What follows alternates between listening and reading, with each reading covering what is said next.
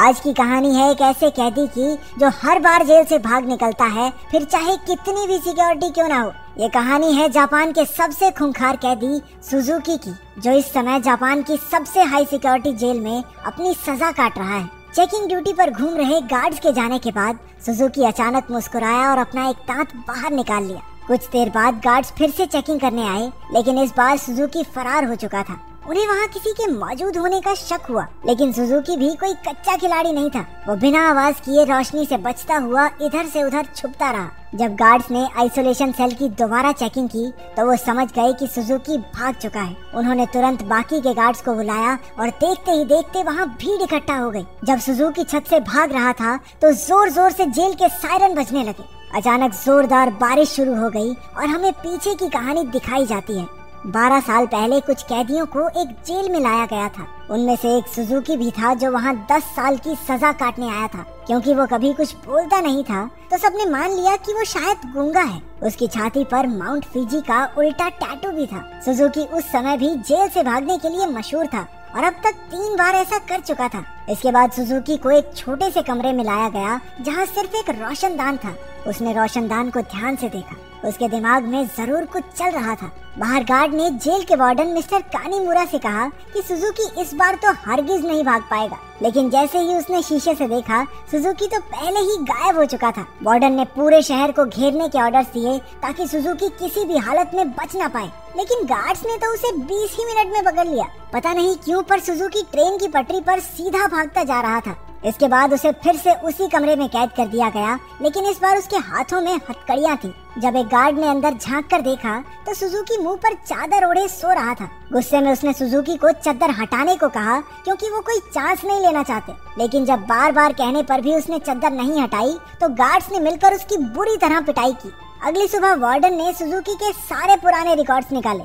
ध्यान से पढ़ने पर उसे पता चला कि जब भी सुजुकी जेल से भागता है तो हर बार वो ट्रेन की पटरी पर ही पकड़ा जाता है। रात को वार्डन गार्ड्स के साथ चेकिंग पर निकला। वो सुजुकी के सेल में पहुंचकर हैरान रह गए क्योंकि उसने किसी तरह अपनी हथकड़ियां खोल दी थी। गुस्से में गार्ड्स ने उसे मारते हुए पूछा, कैसे खोली हथकड़ियां? हाँ, कैसे खोली हथकड़ियां?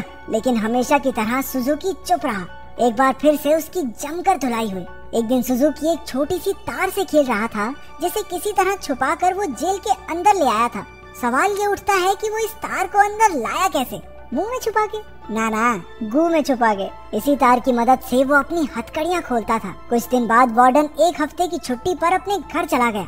अब सुजुकी के पास भागने का बहुत अच्छा मौका था। उसने अपनी तार निकाली और ताला खोलने की कोशिश की। जल्द ही वहाँ एक गार्ड चेकिंग के लिए आ गया। उसने झांक कर देखा कि सुजुकी फिर से अपना मुंह ढककर सो रहा था, लेकिन इस बार गार्ड बिना कुछ कहे चला गया। लेकिन असलियत तो ये थी कि सुजुकी अंदर था ही नहीं। वो तो छिपकली बनकर छत से चिपका बैठा था। वो जेल से भागने के लिए सही मौके के इंतजार में था। गार्ड के जाने के बाद वो धीरे धीरे ऊपर तक पहुंच गया। उसने छत की एक खोखली जगह पर मुक्का मारा और वहां से भाग निकला। जब गार्ड्स को पता चला तो उन्होंने तुरंत सायरन बजा दिया। वार्डन को भी खबर पहुंचा दी गई और वो तुरंत जेल के लिए निकल गया। अगली सुबह पुलिस वाले सुजुकी को पकड़ने का प्लान बना रहे थे। तभी वार्डन भी वहां पहुंच गया। उसने कहा कि सारे प्लान छोड़कर सिर्फ एक टीम पास की ट्रेन की पटरियों पर भेज दो। ऑफिसर्स को भी लगा, अरे बूढ़ा हो गया वार्डन, दिमाग सटिया गया इसका। अरे वो पागल थोड़ी है, हर बार सेम जगह जाएगा।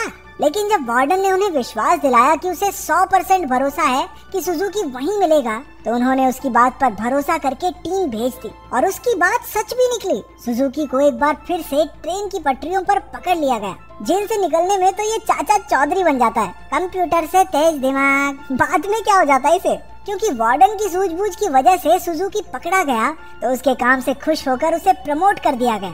अब वो एक बड़ा ऑफिसर बन चुका था जो देश की सारी जेलों में जाकर कैदियों की हालत की चेकिंग करता था। उधर सुजुकी एक बार फिर से भाग निकला और फिर से पटरियों पर पकड़ा गया। हर साल उसे एक नई जेल में भेजा जाता जिसमें और ज्यादा टाइट सिक्योरिटी होती, लेकिन वो हर जगह से बचकर निकल जाता था। इसी वजह से मीडिया ने उसे स्टार भगौड़े का खिताब दिया और वो पूरे देश में मशहूर हो गया। 12 साल बाद उसे सेंट्रल जेल में लाया गया। यहाँ वो कड़ी सिक्योरिटी में था क्योंकि 10 गार्ड सिर्फ उसी पर निगरानी रखने के लिए खड़े थे। उसका कमरा भी पूरी तरह सीमेंट से बना था और दरवाजे पर कई ताले थे। ये वही आइसोलेशन सेल है जो हमने कहानी की शुरुआत में देखा था। गार्ड्स के जाने के बाद सुजुकी ने चारों ओर नजर दौड़ाई। वो एक बार फिर से भागने की तैयारी में था। एक गार्ड ने खाना लाकर उसके सेल में रखा, लेकिन उसके जाने से पहले ही सुजुकी ने उसे पकड़कर हथकड़ी लगा दी। गार्ड ने तुरंत सीटी बजा दी, जिससे कई और गार्ड्स वहां आ पहुंचे। उन्होंने मार मार कर उसकी बुरी हालत कर दी। होश आने पर सुजुकी ने दरवाजे से गार्ड्स को जाते देखा। उसके चेहरे से खून टपक कर लोहे की सलाखों पर गिर रहा था।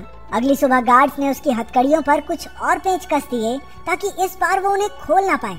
जाने से पहले वो एक बार फिर से उसके शरीर की थोड़ी मेंटेनेंस करके गए। इसी तरह सुजुकी के दिन बीत रहे थे। वो जानबूझकर गार्ड से पंगे लेता, वो उसे मारते और फिर वो अपना खून लोहे की सलाखों पर टपकाता। एक दिन गार्ड्स ने उसे इतना मारा कि उसका दांत टूटकर गिर गया, लेकिन सुजुकी ने उसे उठा लिया और उसे देखकर अजीब तरीके से मुस्कुराने लगा। ऐसा लग रहा था जैसे ये सब उसके प्लान का ही हिस्सा है। इसके बाद सुजुकी दीवार पर अपने दांत से कुछ बनाने लगा। कुछ हफ्तों बाद सुजुकी ने एक और गार्ड पर हमला कर दिया। इस बार उसे सबसे खतरनाक सजा दी गई। उन्होंने उसे एक लंबी जंजीर से बांधकर ऊपर लटका दिया। 1 साल बीत गया और सुजुकी अभी भी सजा काट रहा था। उसकी हालत बहुत बुरी हो चुकी थी। शरीर सड़ने लगा था और उसके घावों पर कीड़े पड़ चुके थे। आखिरकार उस शाम गार्ड्स ने आकर उसकी जंजीरें खोल दी। पूरे 1 साल बाद उसे चैन की सांस आई थी। उधर पुराना वार्डन मिस्टर कानेमुरा वहाँ की जांच करने पहुँचा। उसने आइसोलेशन सेल में जाकर देखा कि सुजुकी की हालत बहुत खराब थी, लेकिन वो उसे नजरअंदाज करके वहाँ से चला गया। इसके बाद वही रात आई जहाँ से कहानी की शुरुआत हुई थी। जब बाहर बिजली कड़कने लगी तो सुजुकी ने अपने प्लान को अंजाम दिया। उसने अपना दांत निकाला और हथकड़ियों के पेंच खोलने लगा। असल में सुजुकी दीवार पर दांत से कुछ बनाता नहीं था, बल्कि वो तो उसे घिस घिस कर तीखा कर रहा था ताकि उसके इस्तेमाल से पेंच खोल सके। हथकड़ियों से आजाद होकर उसने दरवाजे पर जाकर लोहे की सलाखों को धक्का देना शुरू किया। लगातार खून टपकने की वजह से सलाखों पर जंग लग चुका था।